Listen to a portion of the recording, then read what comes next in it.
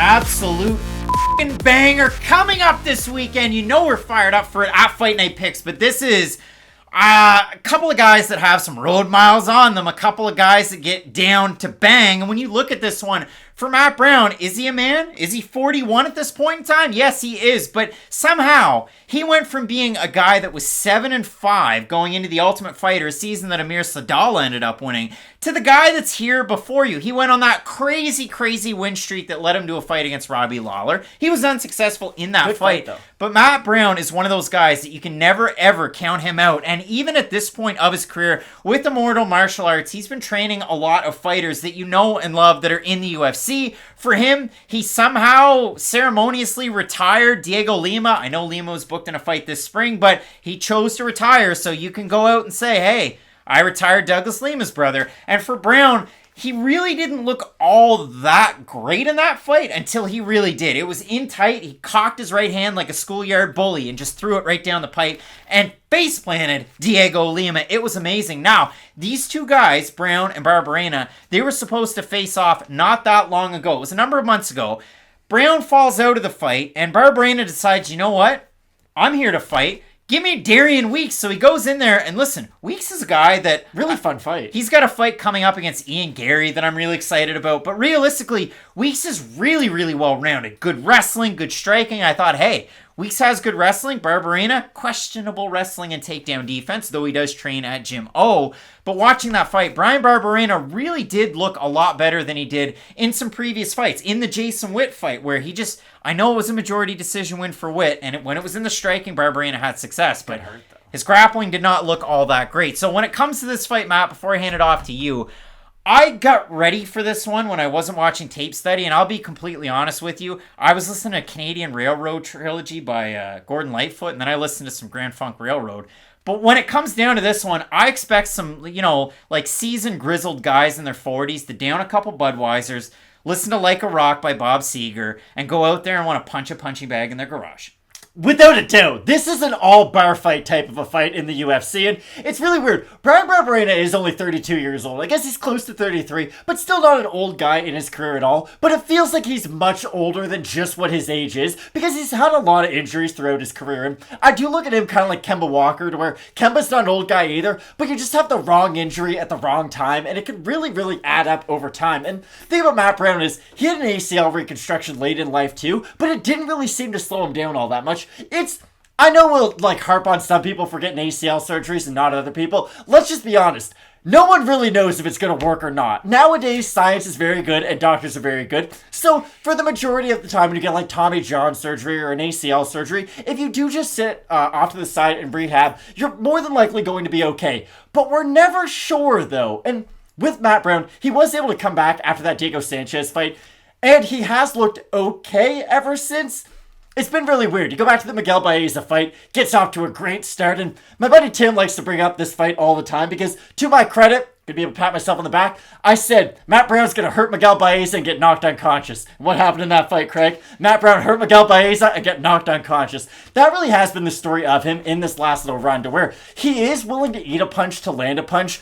But at 41 years old, when you've had a lot of fight of the nights, you've had a lot of these blood and gut type of fights, you don't have the same level of durability that you did back when you were fighting Robbie Lawler in main events of UFC Fight Nights.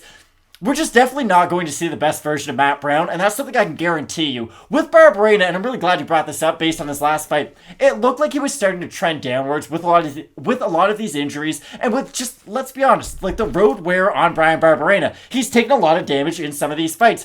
But in his last fight, it did give you at least a little bit of confidence that he is getting back to his old form. I was bringing up Thiago Santos, to where right after the ACL surgeries, he looked awful. And he has looked a little bit better ever since. I know he lost to Ankalaev, but let's be honest, it's not like he got destroyed by Ankalaev. He made that a fairly competitive fight. With Barberena, I do feel like we are getting back to the borderline top 15 guy, but that's my problem. Do you even think Prime Barberena could beat Matt Brown, or is this just going to be one of those 50-50 fights no matter what stage of either guy's career they'd be in? Prime guy, wild fight. Matt Brown probably beats him Prime. Off Prime guy, still a wild fight. And the craziest part about it, for Bryan Barberena, you got to consider like the Ellenberger brothers. They probably sit at home and like he's in that like Pedro Siriaco Yankee killer mode where, well, I beat one. and then I beat the other one, and I finished both of them, and I knocked them both out. So for Barberena, the craziest part about it is, when I look at all of the body of work, did he finish Sage Northcutt? He did. That did happen. 7-6 in the UFC. His losses, just a few of the 6. I've got 4 of them. Colby Covington, Leon Edwards, Vicente Luque, Rude Boy Randy Brown. Those are all very good fighters. Those are all really good fighters. And then again, like from 2020 to now, he's fought Anthony Ivy, Jason Witt, and Darian Weeks. Compare that to 2019 when he fought Luque and Brown. Like, we're not even talking about the same thing. And listen, he rallied in the 3rd round against Jason Witt. He rallied against Weeks. He had a great 3rd round. Barberena's had the sticking power in his last couple of fights. But again, Anthony Ivy didn't have a good run in the UFC. I was looking forward to more, actually. Like, I actually liked the tape study that I did on Ivy coming in. And Darian Weeks, I think, I don't know how long he's going to be around in the UFC, but I really do like his style. I like what I saw outside of it. And Jason Witt's going to wrestle you, and if he doesn't wrestle you, he might get finished. The thing that is concerning, though, is that Witt did have success on the feet against Barberena, which is not something I thought he would be able to at all. Going into that fight, of course you figured Witt would be able to take him down and have success if he was able to get it down, but Barberena did seem a little bit hesitant on the feet in that fight, and that's what does make me sort of...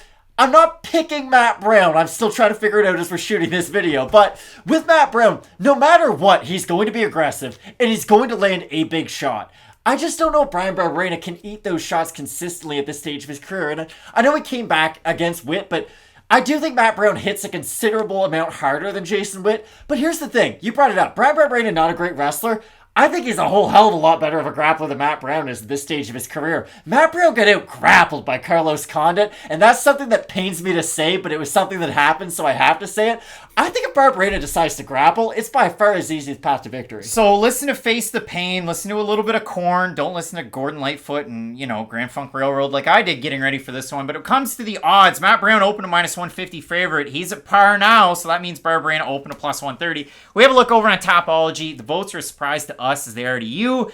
I'm going to say over under 65% Bam Bam. I would say over. And no, Other way. 1,001 total votes, 72% Brown, 23% by decision, 69% by knockout for the 28% that have Barberena, 55% by decision, 35% by knockout. Matt, when it comes to this fight, if you look at the way that Matt Brown fought Diego Lima, Lima's doing a great job moving on the outside, which we don't always talk about, but fighting behind the jab, going 1-2, landing really nice leg kicks that were really starting to compromise Brown from either side. This was Lima.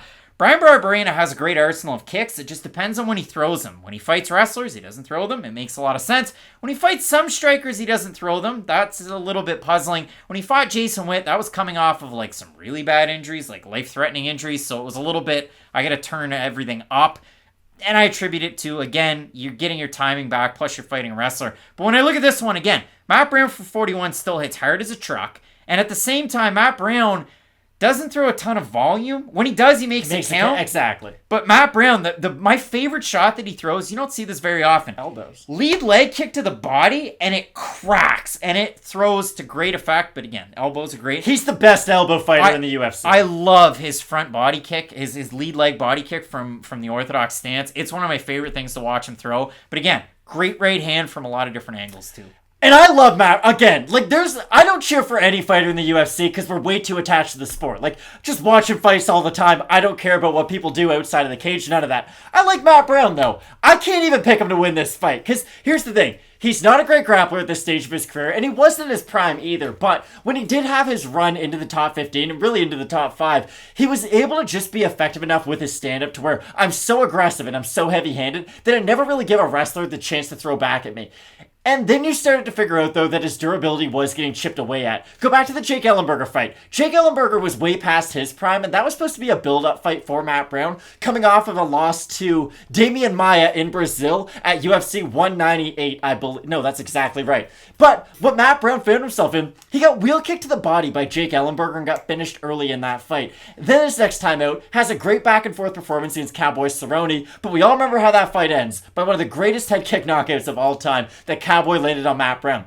My issue is, I think Brown can have success. I just don't think it's going to be sustainable against Bryan Barberena, who, yes, I worry about some of his injuries, especially throughout his recent history, but the baseline version of Bryan Barberena is he's extremely well-rounded. He's Yes, he has a few weaknesses, you're right. His wrestling defense isn't great, but I'd still say overall, he's at least a decent grappler to where Matt Brown will be able to have a lot of success on the mat with him. So I think this is sort of a reassessment fight, if you will, for Bryan Barberena, but this is one that can get him right back on the winning track. Big time opportunity for both guys. Again, for Barberena, if he gets backed up, what's he going to do? Because you know Matt Brown is going to try and push that pace against you, but I like the complete arsenal, like I said, of Bryan Barberena. I like the volume out of him too historically, and I got to go with the 32-year-old in this fight. So both of us going with the man himself at a gym. Oh, it's Bryan Barberena, but this should be a classic fight that you could find in a parking lot on a weekend somewhere near you. I'm so excited. I absolutely love it. Let us know down below what you're thinking of this matchup. We have Aliaskhab versus Kai Kara-France. We have Grasso versus Wood, and in your main event,